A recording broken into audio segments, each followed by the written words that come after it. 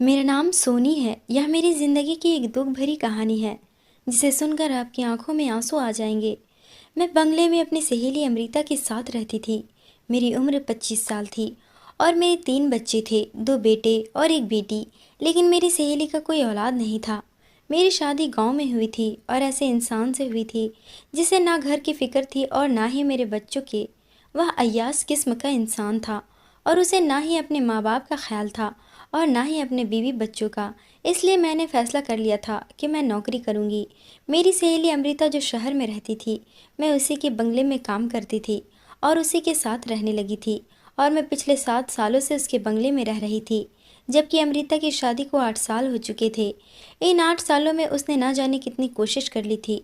बड़े से बड़े डॉक्टर से इलाज कर लिया था और पंडित तांत्रिक बाबा ना जाने किस किस को अपनी परेशानी के बारे में बताया था।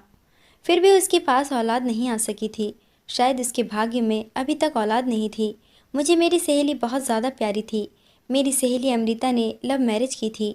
उसने अपनी शादी के पूरे 1 साल बाद मुझे अपने घर पर रखा था, क्योंकि मेरी शादी पढ़ाई ख़त्म होने के तुरंत बाद हो गई थी। मैं बहुत गरीब परिवार से थी, फिर भी मेरे बाबा ने मुझे पढ़ाया। मेरे बाबा अमृता के पिताजी का सेवक थे। मैं बचपन से ही अमृता के साथ पली बढ़ी थी। जब भी मुझे पैसों की ज़रूरत होती, मेरी सहेली अमृता मुझे पैसे देती। इसी तरह मेरी शादी हो गई। शादी के कुछ दिनों बाद बाबा भी इस दुनिया से जा चुके थे। शादी के बाद भी अमृता मुझसे बातें करती। मैं उसे अपनी सारी परेशानी बताती थी। अमृता कहती थी, तुम फिक्र मत करो, मेरी शादी के बाद तुझे मैं अपने साथ ही रख लूँगी। तुम मेरे बंगले में काम कर सकती हो। अमृता अपनी हर अच्छी बुरी बात मुझसे शेयर करती थी। मुझसे उसका दुख देखा नहीं जाता था। मेरे विराज को भी बच्चे बहुत अच्छे लगते थे। उनका कहना था कि चाहे कुछ भी हो जाए, उन्हें तो बच्चा ही चाहिए। दोनों पति पत्नी के बीच इतनी ज़्यादा मोहब्बत थी, लेकिन अमृता के बच्चा न होने की वजह से विराज उनसे खफा खफा से रहने लगे थे। और उनका कहना था कि मुझे तो सिर्फ बच्चा ही चाहिए, कुछ भी करके मुझे अपना खून चाहिए। मैं अपने माता पिता का एक लौता बेटा था। मेरे माता पिता के मरने के बाद मैं अपनी पीढ़ी को यहाँ तक लेकर आया हूँ। मैं चाहता हूँ कि मेरा भी अपना बच्चा हो और वो मेरे ख़ानदान को आगे बढ़ाए। लेकिन अगर मेरा कोई बच्चा नहीं हुआ तो मेरा तो कोई ख़ानदान ही नहीं बन सकेगा। मेरी पीढ़ी तो बस यहीं तक ख़त्म हो जाएगी। विराज को भी अपनी जायदाद का वारिस चाहिए था। काफ़ी लोगों ने उन्हें यह भी सजेशन दिया था कि वो बच्चा अडॉप्ट कर ले, लेकिन विराज का कहना था कि अपना खून तो अपना ही होता है और पराया पराया ही होता है। विराज की जिद थी कि उन्हें तो अपना ही खून चाहिए था। अमृता ने हर तरह से कोशिश करके देख ली थी, लेकिन फिर भी वो प्रेग्नेंट नहीं हो पा रही थी। वो इस बात से बहुत ज़्यादा परेशान रहने लगी थी। उसने जादू टोना भी करवा लिया था। सारी कोशिशों से नाकाम होकर अमृता खामोश होकर बैठ गई थी और विराज का कहना था कि अगर उनको उनका वारिस नहीं मिला तो वह दूसरी शादी कर लेंगे। अमृता तो विराज से बहुत प्यार करती थी। वो नहीं चाहती थी कि उनके पति उनकी आंखों के सामने कोई दूसरी औरत लाकर रख दे। ऐसा तो विराज भी नहीं चाहते थे, लेकिन वह भी मजबूर थे। इन सारे मामले में मैंने अमृता की बहुत मदद की थी। वो जिस भी तांत्रिक बाबा के पास जाती थी, मुझे अपने साथ लेकर जाती थी। इस मदद का आज तक मुझे बहुत फ़ायदा मिला था। लेकिन इस बार तो विराज ने दूसरी शादी करने का पक्का इरादा कर लिया था और उन्होंने कहा था कि वो किसी भी हाल में अपने डिसीजन नहीं बदलेंगे, क्योंकि इससे पहले भी विराज अमृता से जीत कर बैठे थे कि उन्हें अपने बच्चे की खातिर दूसरी शादी करनी ही होगी। लेकिन प्यार वह हमेशा अमृता से ही करेंगे। अमृता उनकी बात सुनकर बहुत ज़्यादा उदास हो जाती थी और अमृता की आंखों में विराज कभी आंसू नहीं देख सकते थे। हर बार विराज अमृता के आंसू देखकर अपने आप को दूसरी शादी करने से रोक लिया करते थे, जबकि वो अमृता को पूरा भरोसा दिलाते थे कि जो वैल्यू उनके दिल में अमृता की है, उनकी जगह वह कभी उस दूसरी पत्नी को नहीं देंगे। उन्हें सिर्फ दूसरी पत्नी से बच्चा चाहिए, क्योंकि अमृता विराज की मोहब्बत थी और उनका कहना था कि मेरी मोहब्बत हमेशा ही मेरे लिए मेरी पत्नी ही रहेगी। अब तो अमृता की जान पर भी बनाई थी। अब तो कोई जादू टोना भी काम नहीं करने वाला था। विराज ने फैसला कर लिया था सो कर लिया था।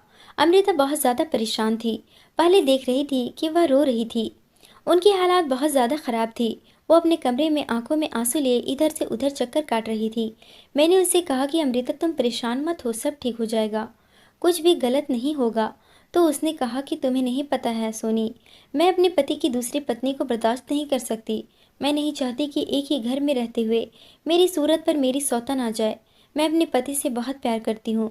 मुझे नहीं पता था कि शादी के बाद भगवान मुझे औलाद नहीं देगा और इस वजह से मेरे पति के दिल में मेरे लिए मोहब्बत कम हो जाएगी, बल्कि ख़त्म ही हो जाएगी। मैंने अमृता को तसल्ली दी और कहा कि ऐसा नहीं है अमृता, विराज तुमसे बहुत प्यार करते हैं और वो मजबूरी में ही दूसरी शादी करना चाहते हैं।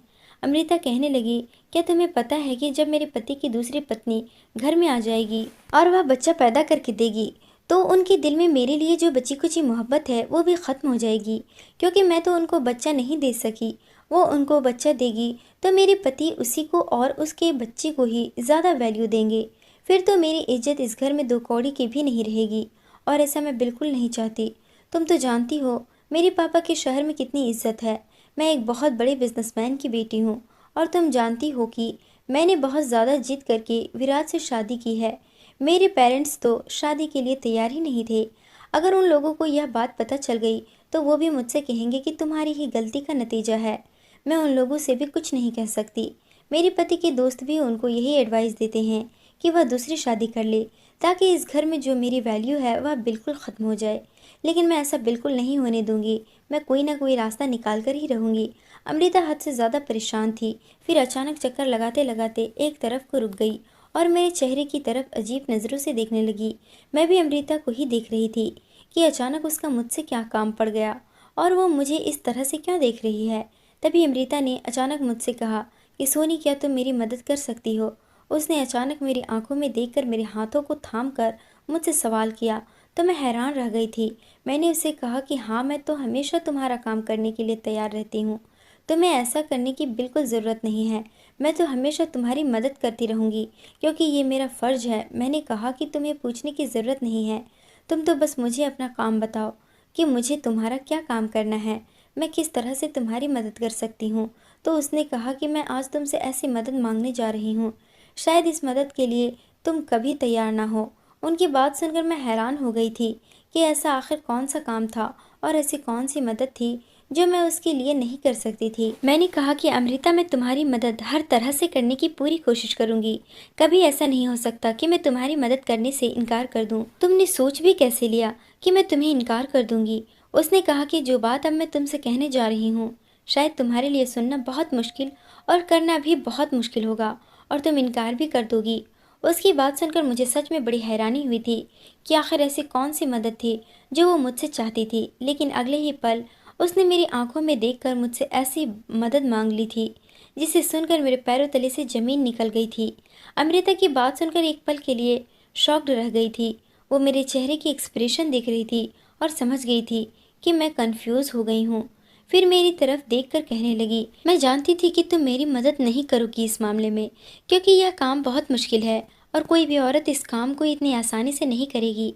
फिर मैंने कहा कि अमृता, ऐसा कैसे हो सकता है, मैं इतना बड़ा काम कैसे कर सकती हूँ, वो भी किसी को बिना बताए, और इस काम से जितना नुकसान मुझे होगा उससे कहीं ज़्यादा तुम्हें होगा। मैं तुम्हारी मदद कर दूंगी। लेकिन मैं सोच में पड़ गई थी। मुझे देखकर अमृता ने कहा कि तुम मेरी मदद करोगी तो मैं तुम्हें इसकी भारी कीमत दूंगी। मैं तुम्हें अपने इस काम के बदले पूरे 80 लाख रुपए दूंगी। 80 लाख की रकम के बारे में सुनकर तो मेरे होश ही उड़ गए थे। मैंने कभी ज़िंदगी में इतने ज़्यादा पैसे नहीं देखे थे। मेरी आंखों के सामने 80 लाख रुपए लहराने लगे थे, क्योंकि मैं बहुत ज़्यादा गरीब थी। मेरी शादी भी गरीब आदमी के साथ हुई थी। मेरा पति, सास, ससुर सभी गांव में मेरे बच्चों के साथ रहते थे और मैं यहाँ पर शहर में अमृता के घर नौकरी करती थी। मैं यहाँ के काम करने के बाद हर महीने अपने पति को पैसे भेज दिया करती थी। आधे पैसे वह अपनी माँ को घर चलाने के लिए और बच्चों की ज़रूरत के लिए दे देता था। मेरी सास बच्चों को संभाल लिया करती थी और आधे पैसे वह अय्याशी में उड़ा देता था और उसने न जाने कई लाख रुपए कर्ज लिया हुआ था। यह 80 लाख रुपए हमारे बहुत काम आने वाले थे। यह रकम तो बहुत बड़ी थी, रकम बहुत ज़्यादा और काम बिल्कुल आसान था। मुझे इससे कोई फ़र्क नहीं पड़ता था, लेकिन मुझे डर था कि मेरा पति इस काम के लिए मुझे परमिशन देगा या नहीं। वैसे मुझे पूरी उम्मीद थी कि मेरा पति जब 80 लाख रुपए की रकम के बारे में सुनेगा तो फ़ौरन ही इस काम के लिए तैयार हो जाएगा। यही सोचते हुए मैं फ़ौरन अमृता का काम करने के लिए तैयार हो गई थी। मैंने कहा कि मैं तुम्हारी मदद करने के लिए तैयार हूँ, लेकिन तुम्हें इस काम के लिए विराज को भी तो तैयार करना होगा। फिर मैंने अमृता से कहा कि इस बारे में अगर किसी बाहर वाले को पता चल गया तो तुम्हें पता है कि कितनी बुरी बुरी बातें बनाएंगे और तुम्हारा और तुम्हारे पति का रेपुटेशन पर भी फर्क पड़ेगा। और तो और सबसे बड़ी बात यह है कि विराज इस काम के लिए राजी हो जाएंगे। अमृता कहने लगी, जब मेरे पति दूसरी शादी करने के लिए तैयार है तो इस काम के लिए तो बहुत आसानी से तैयार हो जाएगा। तुम्हें पता है कि मैं यह बात अपने दिल पर पत्थर रखकर कह रही हूँ। मैंने कहा, अमृता तुम एक बार विराज से बात कर लो, उसके बाद हम इस काम की शुरुआत करेंगे। यह बहुत बड़ा काम है और बहुत रिस्की काम है, तुम सोच समझ लो। अमृता कहने लगी, मुझे पता है यह कोई छोटी मोटी बात नहीं है, बल्कि बहुत बड़ी बात है। मैंने अमृता से कहा, तुम एक बार फिर से सोच लो, ऐसा ना हो कि बाद में तुम्हें पछताना पड़े। अमृता ने कहा, बड़ी मुश्किल से फैसला किया है और अब मैं अपने फैसले से मुकरने वाली नहीं हूँ। तुम मेरी फिक्र मत करो, मैं खुद पर कंट्रोल कर लूँगी। बस तुम मेरी मदद करने के लिए तैयार हो जाओ, ऐसा ना हो कि सब कुछ खत्म हो जाए। अमृता अपने इरादे की पक्की थी, उसने इरादा कर लिया था और वह पीछे हटने वालों में से नहीं थी। उसने कहा कि वह सारी जिंदगी के लिए सौतन बर्दाश्त नहीं कर सकती, लेकिन एक रात के लिए परेशानी से ज़रूर गुजर सकती हूँ, इसलिए उसे यह सब करना ही होगा। मैंने भी अपने दिल को पक्का कर लिया था, यह काम मेरे लिए भी बहुत बड़ा था। पहले तो मुझे अपने पति से परमिशन लेनी थी, उसके बाद मुझे इस काम को अंजाम देना था। यह काम सच में दिल दहला देने वाला था। अगर मेरे पति ने मुझे इजाज़त दे दी तो मैं हर तरह से अमृता की मदद करने के लिए तैयार हूँ, और जितना हो सकता है लोगों से हमें इस बात को छुपा कर ही इस काम को अंजाम देना था, क्योंकि लोगों के सामने अगर विराज और अमृता की पोल खुल जाएगी तो लोग उन्हें गलत समझेंगे। वैसे मुझे विराज से भी डर लग रहा था, क्योंकि विराज गुस्से के बहुत तेज थे। वो अमृता से बहुत प्यार करते थे, लेकिन जब उन्हें पता चलेगा कि अमृता ने ही इस तरह का प्लान बनाया है तो ना जाने उनका क्या रिएक्शन होगा। मैंने अपने पति को फ़ोन कर दिया था और अमृता को विराज के आने का इंतज़ार था। दरअसल हमारा प्लान यह था कि अमृता ने कहा था कि तुम मेरे पति का बच्चा पैदा करके मुझे दोगी, क्योंकि मैं ज़िंदगी भर की सौतन तो बर्दाश्त नहीं कर सकती, लेकिन एक दिन के लिए अपने पति को किसी दूसरी औरत के साथ सिर्फ बच्चे की खातिर बर्दाश्त करने में कोई हर्ज नहीं। सिर्फ एक रात ही की तो बात है। अमृता ने कहा था कि तुम मेरे पति के साथ एक रात गुजारोगी और मेरे बच्चे को पैदा करोगी। बच्चा पैदा हो जाने के बाद हमारा बच्चा हमें वापस कर दोगी। उसके बदले में मैं तुम्हें 80 लाख रुपए दूंगी। मुझे इस काम से कोई प्रॉब्लम नहीं थी, क्योंकि मेरे पास तो पहले से ही 3 बच्चे थे, 2 बेटे थे और एक बेटी थी। भगवान ने मुझे बेटा और बेटी दोनों दिए थे, इसलिए अब मुझे किसी बच्चे की ख्वाहिश नहीं थी। और विराज को तो वैसे भी उनका अपना बच्चा ही चाहिए था, वरना मैं अमृता को अपना एक बच्चा देने के लिए तैयार थी। लेकिन विराज को अपना खून चाहिए था। अगर वो काम किसी और से कहते तो उनके रेपुटेशन पर फ़र्क पड़ सकता था। मैं उनके घर में रहती थी और उनकी परेशानी को अच्छी तरह से समझती थी, इसलिए उन्होंने यह काम मुझे करने के लिए कहा था। लेकिन एक औरत के लिए यह काम बहुत मुश्किल है कि वो अपने पति के साथ किसी दूसरी औरत को बर्दाश्त करे। यह भी अमृता की बहुत बड़ी मजबूरी थी, लेकिन अमृता ने इस काम के साथ साथ मुझे शर्त भी बताई थी। कहा था कि सोनी मुझे माफ़ कर देना, मर्द की फितरत कभी भी बदल सकती है, इसलिए मैं तुम्हें एक बात कह रही हूँ कि बच्चा पैदा हो जाने के बाद तुम अपने गांव अपने पति के पास चली जाना। उसके बाद हम तुम्हें अपने घर में नौकरी पर नहीं रख सकते। मुझे अमृता की बात बहुत बुरी लगी थी। मैंने उससे कहा था कि फिर मैं कहाँ काम करने जाऊँगी और मेरे घर का गुजारा कैसे चलेगा। अमृता ने कहा कि 80 लाख रुपए मिल जाने के बाद तो तुम्हें नौकरी करने की ज़रूरत ही नहीं है। और दूसरी बात ये कि अगर फिर भी तुम्हें दिक्कत हुई तो मेरा नंबर तुम्हारे पास है, तुम मुझे कॉल कर सकती हो। तुम्हें जितने भी पैसों की ज़रूरत होगी मैं तुम्हें देती रहूँगी, क्योंकि मैं तुम्हारी सारी ज़िंदगी की एहसानमंद हो जाऊँगी, इसलिए सारी ज़िंदगी तुम्हारी मदद भी करती रहूँगी। अमृता की बात सुनकर मैं बहुत खुश हो गई थी। मैंने अपने पति को कॉल लगाई और उसको ये सारी बात बता दी थी। पहले तो मेरे पति को इस बात पर गुस्सा भी आया, क्योंकि मर्द है, जाहिर सी बात है कोई भी मर्द अपनी पत्नी को दूसरे मर्द के हवाले नहीं कर सकता। लेकिन मेरा पति लालची आदमी था, उसका दिमाग भी थोड़ा गलत हरकतों में फंसा हुआ था। मेरी बेटी थी, वह अपने दोनों भाइयों का ख्याल रखती थी और खाना वगैरह बना लिया करती थी। मैं जो पैसे यहाँ से भेजती थी मेरा पति उन्हें दोनों हाथों से लुटाता था, और उसने काम करना तो बिल्कुल छोड़ दिया था, सिर्फ मेरे पैसों से अय्याशी करता था। पहले वह किसान था और मेहनत मजदूरी से पैसे कमाता था, पर मैंने बहुत बड़ी गलती कर दी थी कि मैंने नौकरी करना शुरू कर दिया था। 80 लाख रुपए की रकम के बारे में सुनकर मेरे पति ने मुझे फ़ौरन परमिशन दे दी थी और उसने कहा था कि उसे कोई ऐतराज़ नहीं है, उसे तो सिर्फ पैसों से मतलब है। मैंने जब अमृता को बताया कि मेरा पति राजी हो गया तो अमृता बहुत खुश हो गई थी। और अमृता ने जब मुझे यह बताया कि उनके पति भी खुश हो गए हैं, पहले तो वह भी थोड़े नखरे दिखा रहे थे, लेकिन उन्हें भी औलाद चाहिए थी और अपना ही खून चाहिए था, इसलिए वह भी इस काम के लिए तैयार हो गए थे। रात होते ही अमृता ने मुझे अपने कमरे में भेज दिया। आज मैंने अमृता की आंखों में आंसू देखे थे। आज उसे इस तरह से तड़पते हुए देखा था जैसे कोई मछली बिना पानी के तड़पती है। कभी कभी औरत मजबूर हो जाती है कि उसे जो नहीं करना होता, मजबूरी की वजह से वो भी करना पड़ जाता है। आज मैं अमृता को बहुत लाचार और मजबूर होते हुए देख रही थी। उसने मुझे गले से लगाया और कहा कि मुझे निराश मत करना। जिस इरादे से मैं तुम्हें भेज रही हूँ, भगवान करे मेरा इरादा पूरा हो जाए और मेरे पति को औलाद मिल जाए, ताकि मेरे बच्चे की कमी पूरी हो जाए और मेरा पति भी मुझसे अलग ना हो। मैं विराज के साथ उसके कमरे में चली गई। अमृता के लिए यह रात कांटों पर गुजरी थी। जैसा हमने सोचा था वैसा ही हुआ था। हमें ज़्यादा इंतज़ार करने की ज़रूरत नहीं पड़ी थी और जल्दी ही मेरी तबीयत पहले दिनों से ख़राब रहने लगी थी। अमृता ने मुझे शहर की सबसे अच्छी डॉक्टर के यहाँ दिखाया था। डॉक्टर ने मुझे गुड न्यूज़ सुना दी थी तो अमृता और विराज बहुत ज़्यादा खुश हो गए थे। अमृता से ज़्यादा तो विराज खुश थे। उनकी तो खुशी का ठिकाना ही नहीं था। पहली कामयाबी तो हमें मिल चुकी थी। भगवान ने हमें ज़्यादा इंतज़ार नहीं करवाया था।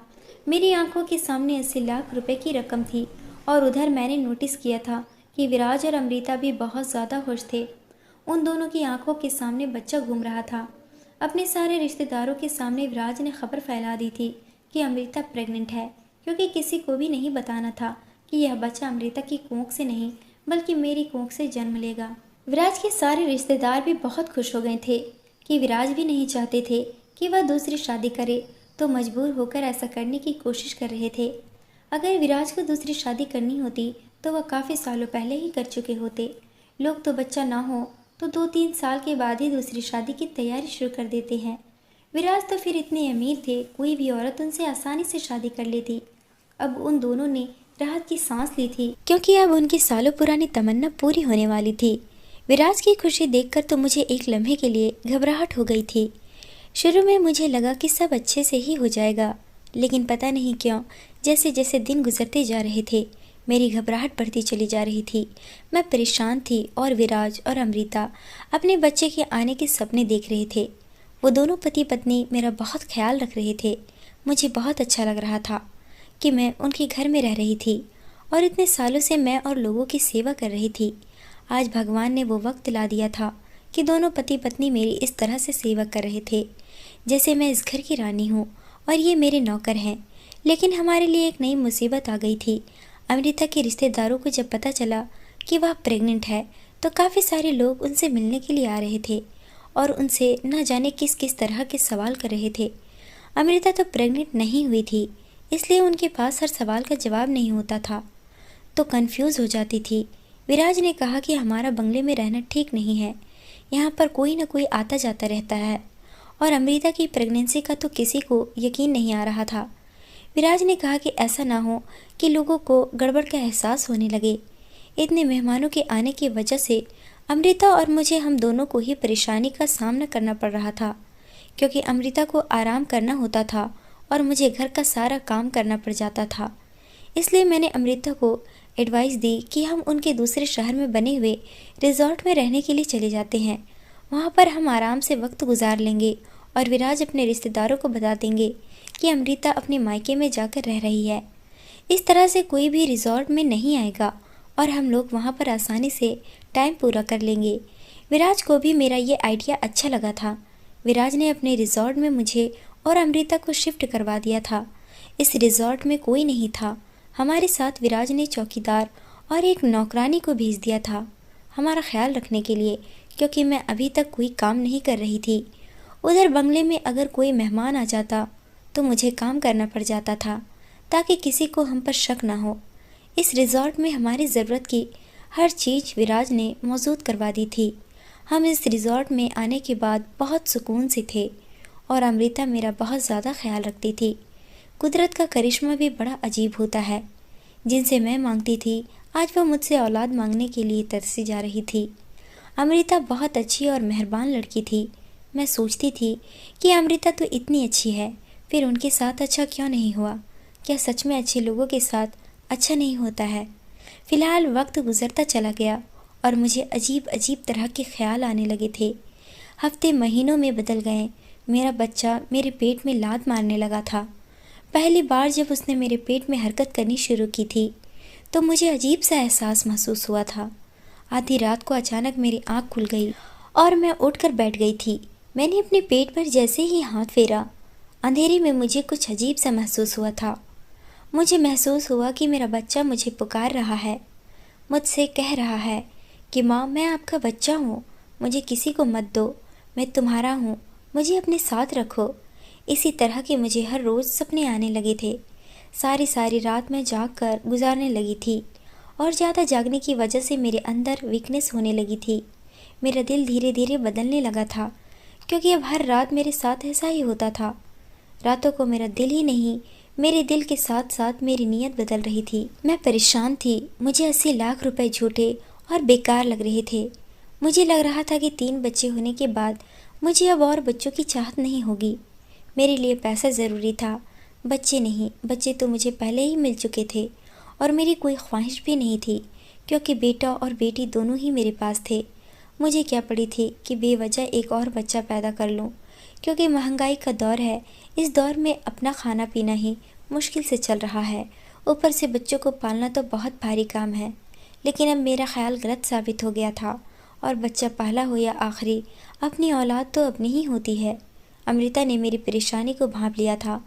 एक दिन मैंने विराज और अमृता को बातें करते हुए सुन लिया था। अमृता विराज से कह रही थी कि कहीं ऐसा ना हो मौके पर सोनी की नीयत बदल जाए। विराज ने कहा कि ऐसा नहीं हो सकता, उसकी नीयत कभी नहीं बदलेगी, क्योंकि उसके पास पहले से ही बच्चे हैं। उसे पैसों की ज़रूरत है, बच्चों की नहीं। वो मुझसे भी बार बार सवाल करती थी कि मैं खामोश क्यों रहती हूँ। विराज हर हफ्ते रिजॉर्ट का चक्कर लगाने के लिए आते थे और मेरे लिए बहुत सारे फ्रूट, जूस और ज़रूरत का हर सामान लेकर आते थे। हर महीने डॉक्टर से ट्रीटमेंट भी चल रहा था। फिर जैसे तैसे वह दिन भी आ गया था। डॉक्टर ने मुझे डिलीवरी का डेट भी दे दी थी। यह बात ले अमृता ने फ़ौरन विराज को बताई तो विराज बहुत ज़्यादा खुश हो गए थे। विराज ने मेरे इलाज के लिए अमृता को बहुत सारे पैसे दे दिए थे और कहा था कि किसी भी चीज़ में कोई कमी नहीं आनी चाहिए। इधर मेरा दिल बार बार अपने बच्चे के लिए परेशान था। रात का टाइम था और अमृता ने मुझे कहा कि सुबह हमें हॉस्पिटल जाना है, क्योंकि मेरा बच्चा पैदा होने में सिर्फ अब आज रात ही रह गई थी। अगले दिन लगभग 10 बजे के टाइम पर मुझे हॉस्पिटल में जाकर एडमिट होना था और मेरा ऑपरेशन होना है। यह बात सुनकर तो मुझे डर लगने लगा था और फिर मेरा ऑपरेशन होगा। मैंने दिल में सोचा कि मैं अपना बच्चा किसी को नहीं दे सकती। ये मेरा बच्चा है, मैं इसे 80 लाख रुपए की वजह से किसी दूसरे के हवाले नहीं करूँगी। भले ही इस बच्चे का पिता विराज थे, लेकिन माँ तो मैं थी जो उसको जन्म देने वाली थी। पिता से ज़्यादा ममता माँ के दिल में होती है, जो पूरे 9 महीने तकलीफ़ में चलकर उसे अपनी कोख में रखती है और किसी दूसरी माँ की गोद में कैसे डाल सकती थी। अपने शरीर के अंग को मैं किसी और के हवाले नहीं कर सकती थी। मैंने सोच लिया था कि यह बच्चा मेरा है। मैं इसे 80 लाख रुपए में तो क्या, 80 करोड़ में भी किसी को नहीं दूंगी। मेरी नीयत और मेरा इरादा दोनों ही बदल चुके थे। मैंने देखा अमृता रात होने के बाद अपने कमरे में जाकर सो चुकी है। मैंने जल्दी से अपना सामान पैक किया और चुपके से वहाँ से भाग गई थी। मुझे तकलीफ़ भी होनी शुरू हो गई थी, क्योंकि मेरी डिलीवरी का वक्त हो चुका था। मैं जल्दी ही निकल आई और मैंने रात वाली बस पकड़ी और बस में सवार हो गई। मुझे लग रहा था मैं ज़्यादा बर्दाश्त नहीं कर सकती। मैंने कभी ऑपरेशन नहीं करवाया था, क्योंकि मेरे 3 बच्चे नॉर्मल पैदा हुए थे। मुझे इस दर्द की आदत हो चुकी थी। मैं अमृता और विराज को बहुत बड़ा धोखा देकर वहाँ से भाग निकल आई थी, क्योंकि मुझे अपना बच्चा चाहिए था और मैं इसे किसी और को नहीं दे सकती थी। पीछे विराज और अमृता का क्या हाल होगा, मैं इस बारे में सोचना भी नहीं चाहती थी। मुझे सिर्फ ख्याल था तो अपने बच्चे का, जिसे बचाना मेरी जिम्मेदारी थी। लगभग 6 घंटे का सफ़र तय करने के बाद मैं अपने गांव पहुंच गई थी, लेकिन अब मुझे दर्द तेज़ी से शुरू हो गया था। मैं अपने घर नहीं गई थी, क्योंकि मेरा पति तो वहां पर 80 लाख रुपए की उम्मीद लगाए बैठा हुआ था। मेरे पति का बहुत सारा कर्जा था और इन 9 महीने में उसने 80 लाख रुपए के न जाने कितने सपने देख लिए थे। अगर मैं उसके पास चली गई तो मुझे उम्मीद थी कि वो मुझे वापस अमृता के पास ले जाएगा और उनसे पूरे पैसे हासिल कर लेगा। मेरा पति तो पहले ही बहुत लालची इंसान था, जो अपनी पत्नी को दूसरे मर्द के साथ 80 लाख रुपए के लिए बर्दाश्त कर सकता है, वह कभी उसकी ममता को नहीं समझ सकता। और 80 लाख रुपए के बारे में सुनकर जितना वो खुश हुआ था, उसके खुशी को मैं शब्दों में बयान नहीं कर सकती थी। सारा दिन वो सोचता रहता था कि जब 80 लाख रुपए आ जाएंगे तो मैं ये करूँगा, वो करूँगा, यह लाऊंगा, और ना जाने किस किस तरह की बातें किया करता था। उसे अपनी पत्नी और बच्चों से ज़्यादा पैसों से प्यार था। मैं गांव की खास दाई शगुनी के पास चली गई थी। मेरी बाकी के बच्चे भी उसी औरत ने पैदा किए थे। मैं शगुनी के घर पर गई और ज़ोर ज़ोर से दरवाज़ा बजाया। गर्मियों की रात थी। मैं रात के 2 बजे के टाइम पर वहाँ से रवाना हुई थी और अभी सुबह के 8 बजने वाले थे। गर्मियों में तो सब लोग जल्दी ही सोकर उठ जाते हैं। दाई डॉक्टर्स को तो आदत होती है कि कभी भी उनके पास पेशेंट जाए उसको हैंडल कर लेती हैं। दाई ने जैसे ही दरवाज़ा खोलकर मुझे देखा तो वो बड़ी हैरान हो गई थी और कहने लगी थी कि अब की बार तुम शुरुआत की ही दिनों मेरे पास नहीं आई हो। तुम्हारे बच्चे तो काफ़ी बड़े हो गए हैं। तुमने काफ़ी सालों बाद बच्चे की पैदाइश के बारे में सोचा। मैंने कहा शायद भगवान की यही मर्जी थी। यह कहकर मैं खामोश हो गई थी। मुझसे और ज़्यादा बातें कर रही थी। मैंने उनसे कहा कि ज़्यादा बातों का टाइम नहीं है, मुझे दर्द हो रहा है, मेरी डिलीवरी का टाइम आ गया, इसलिए मैं आपके पास आई हूँ। मुझे मेरा बच्चा सही सलामत चाहिए। जल्दी मुझे मेरा बच्चा डिलीवरी करके दे दो। मुझे बस यही परेशानी हो रही थी कि कहीं विराज के आदमी यहाँ पर ना आ जाए और मुझसे मेरा बच्चा न छीन ले। मुझे जल्दी से जल्दी अपना बच्चा यहाँ से लेकर कहीं दूर जाना होगा। मुझे विराज और अमृता से दर्द लग रहा था और यह भी डर था कि कहीं मेरे पति लालच में आकर यह बच्चा अमृता को पहुँचा देगा। इसलिए मैं अपने घर पे वापस नहीं जाऊँगी। डर और परेशानी की वजह से मेरा बुरा हाल हो रहा था। मैंने यह तक नहीं सोचा था कि पीछे विराज और अमृता का क्या हाल होगा जब उन्हें पता चलेगा कि मैं रातों रात उनके घर से भाग गई हूँ। पहले तो वो लोग मुझे तलाश करने की कोशिश करेंगे और उसके बाद ना जाने वह दोनों एक दूसरे के साथ क्या कर गुजरेंगे। फिलहाल मुझे दर्द शुरू हो चुके थे और मेरी डिलीवरी शगुनी करवा रही थी। लगभग 1 घंटे की मेहनत के बाद मेरा बच्चा इस दुनिया में आ गया था। मेरी तो खुशी का कोई ठिकाना ही नहीं था। मैंने सोच लिया था कि मैं जल्द से जल्द अपने बच्चे को उठाकर यहाँ से कहीं दूर चली जाऊँगी, यहाँ से बिल्कुल गायब हो जाऊँगी, ताकि मेरे बारे में किसी को कुछ पता न चल सके। मैं कुछ भी करके अपने बच्चा विराज और अमृता को नहीं दूंगी। मैंने ये तक नहीं सोचा था कि वो अमृता जो मेरी सहेली थी, जिसने सारी ज़िंदगी मुझ पर एहसान किए हुए थे, मैं खुद का बच्चा भी उसे देना चाहती थी। फिर मुझे ऐसा क्या हो गया? मैंने उन दोनों पति पत्नी का नमक खाया था। उन्होंने मुझे खाना दिया, मुझे पहनने के लिए कपड़े दिए और मुझे रहने के लिए जगह दी। अगर वो यह सब ना देती तो हमारे पास खाने के लिए कुछ भी नहीं होता। मैंने अमृता के किसी अच्छी बात को याद नहीं किया और उन दोनों को बच्चे का सपना दिखाकर अचानक उनकी आंखों से उनके सारे सपने छीन लिए। जब वादा पूरा होने का टाइम आया तो मैंने उन्हें बेवकूफ़ बना दिया। मुझे नहीं पता था कि एक माँ इतनी खुदगर्ज होती है जितनी मैं हो गई थी। मैंने उन दोनों पति पत्नी की फीलिंग्स की कदर भी नहीं की थी। दोनों ने ही मुझ पर भरोसा किया था। मैं अपने बच्चे को लेकर बहुत दूर चली गई थी। यह छोटा सा गांव था जहाँ पर बहुत कम लोग रहते थे। यहाँ पर मैंने पुरानी सी झोपड़ी में अपना बसेरा कर लिया था और अपने बच्चे की परवरिश करने लगी थी। शायद मुझे मेरे पति और विराज अमृता ने ढूंढने की बहुत कोशिश की थी, लेकिन मैं इतनी दूर जा चुकी थी जहाँ के बारे में लोगों को कुछ पता ही नहीं चला।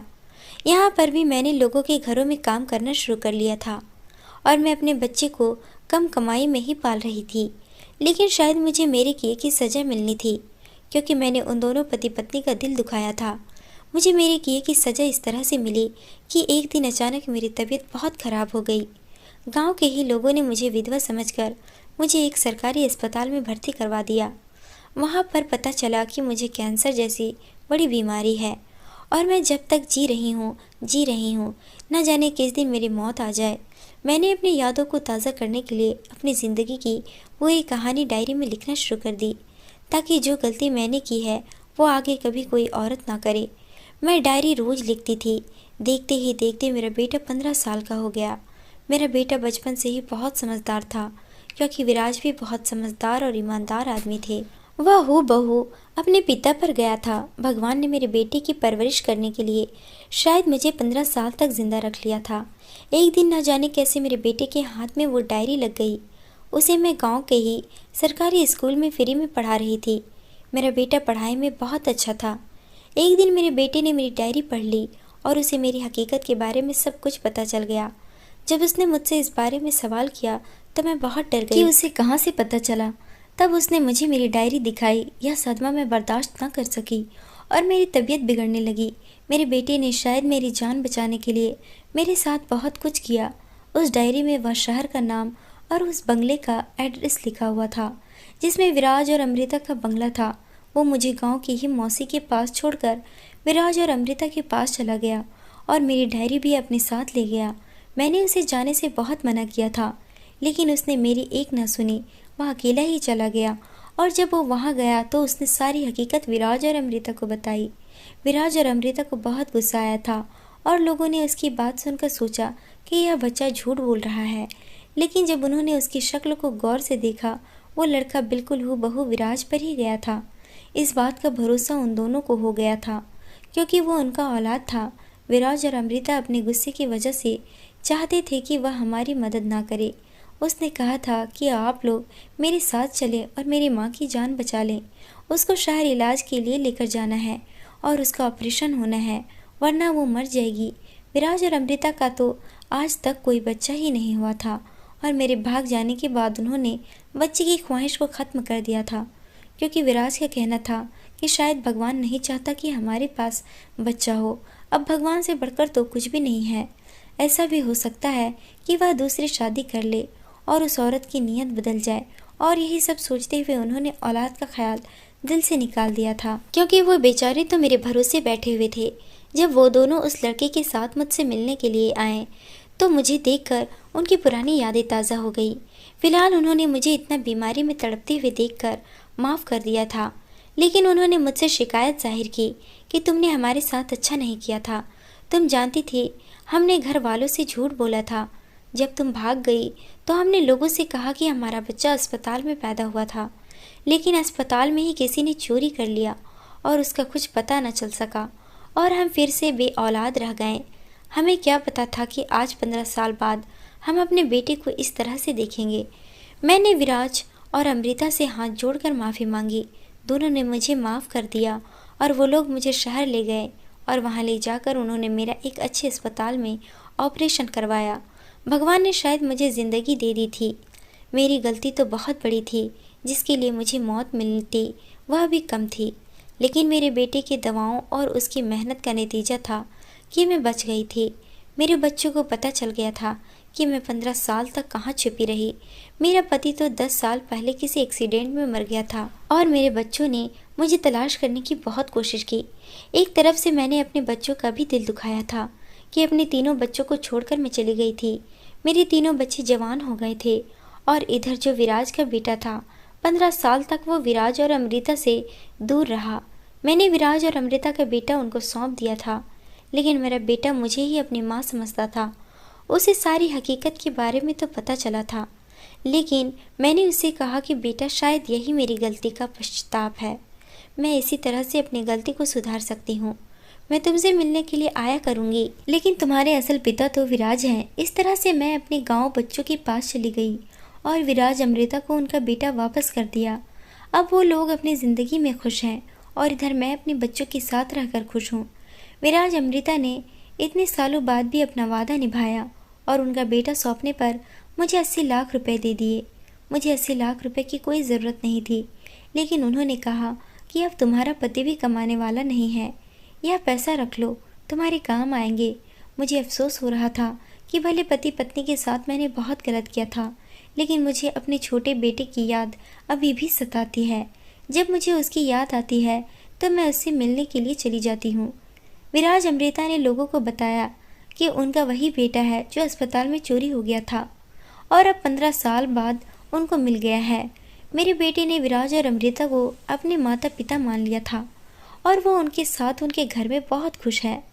दोस्तों, उम्मीद करती हूँ आपको हमारी कहानी पसंद आई होगी। कहानी पसंद आई है तो वीडियो को लाइक करें, चैनल पर नए हैं तो चैनल को सब्सक्राइब करें।